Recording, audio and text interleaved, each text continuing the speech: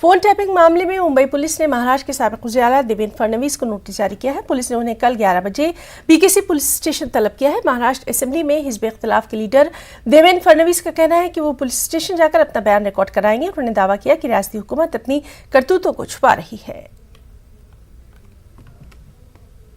मार्च 2021 में महाराष्ट्र में हुए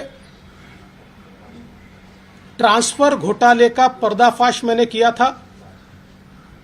6 महीने से जो रिपोर्ट सरकार के पास पड़ी थी, लेकिन सरकार ने उस पर कार्रवाई नहीं की थी।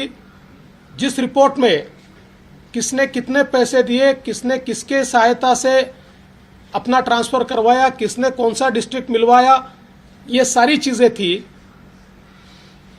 उस रिपोर्ट को मैंने प्राप्त किया